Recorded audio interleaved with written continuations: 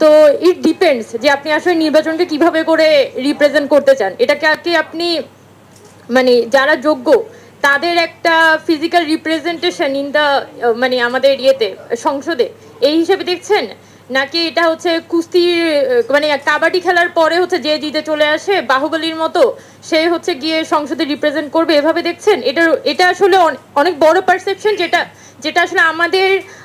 এই অঞ্চলের আসলে মেইলদেরকে কাইন্ড অফ সিগনিফাই করে, তারা আসলে কিভাবে করে ফিমেলদেরকে দেখে। So it kind of hearts me যে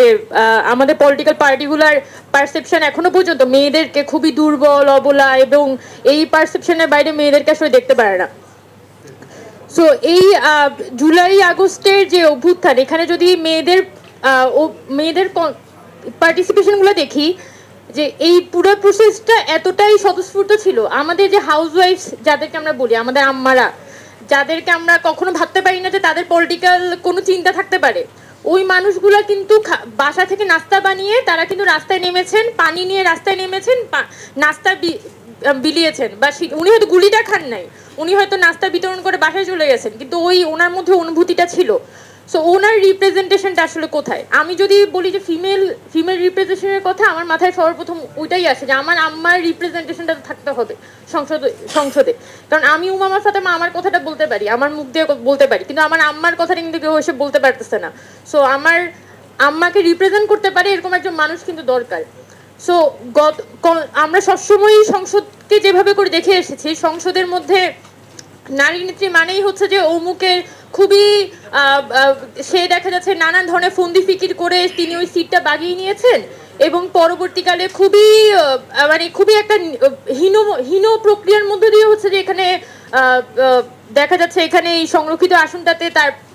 মনোনয়নটা পেতে হচ্ছে, অথবা নর্মাল যে জেনারেল ইলেকশন সেখানেও হচ্ছে তার মনোনয়ন পেতে হচ্ছে, যেটা যে কোনো সাধারণ নারীর জন্য খুব বেশি ডিগনিফাইড হয় না। যার কারণে যখনই আমাদের যখন আমি উমামা ফাতেমা যখন ইলেকশন করতে আসছি, বা আমি যখন হচ্ছে পলিটিক্সে আসছি, তখন আমার ফ্যামিলি আসলে আমাকে কি দেখে বলবে যে হ্যাঁ তুমি ওর মতো হও, because I don't have that kind of figure যাকে দেখে আমার ফ্যামিলি আমাকে পুশ করবে যে ওয়েল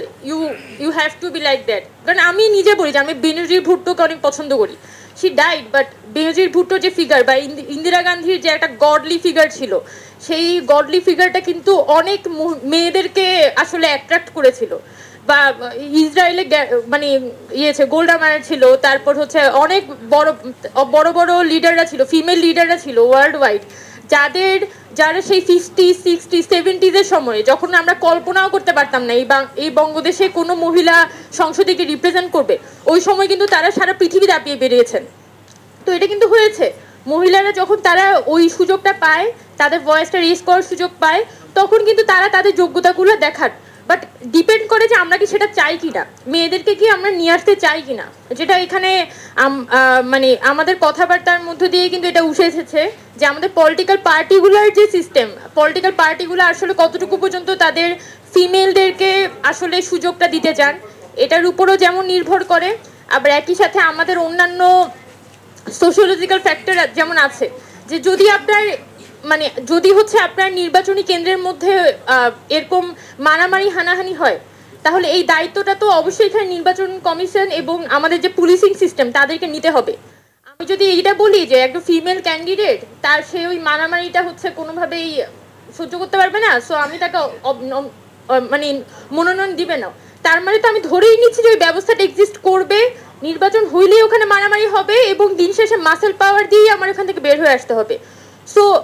আমার তো অন্যান্য ফ্যাক্টরগুলোকে চেঞ্জ করার কথা তো আমি এখানে ভাবছি না, আমি ভাবছি সবগুলো ফ্যাক্টর এখানে স্ট্যাগনেন্ট আছে, এবং শুধুমাত্র ফিমেল ফ্যাক্টরটাকে আমি প্রত্যেকটা ফ্যাক্টরের আদলে আমি কতটুকু মডিফাই করতে পারি সেটা দেখব। তো এভাবে চিন্তা করলে তো আসলে হবে না, কারণ আমি যখন কথা বলছি, আমাদের এখানে 11টা সংস্কার কমিশন হয়েছে, যখন আমরা সংস্কারের কথা বলছি আমরা প্রত্যেকটা সংস্কার কমিশনের আদলেই বলছি যে এখানে প্রত্যেকটা জায়গাতেই কিন্তু প্রপার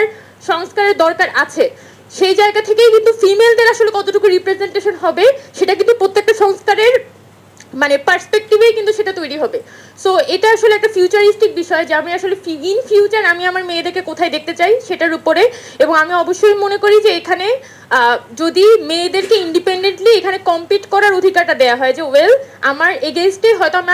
আমার নির্বাচনী এলাকায় একটা আসন থাকবে, যে আসনে আমার এগেনস্টে অন্যান্য ফিমেল ক্যান্ডিডেটরা থাকবে এবং আমি অ্যাটলিস্ট তার এগেনস্টে কম্পিট করতে পারবো, পয়সাটা থাকবে না, বাট আমি আমার যোগ্যতা দিয়ে বা আমি হয়তো গ্রাউন্ড লেভেলে ফিল্ড ওয়ার্ক করে কিছু পরিমাণে কাজ ওখানে গড়ে তুলতে পারবো এবং ওখানে নির্বাচনে কম্পিট করতে পারবো। যদি ওই অধিকারটা দেয়া হয় এবং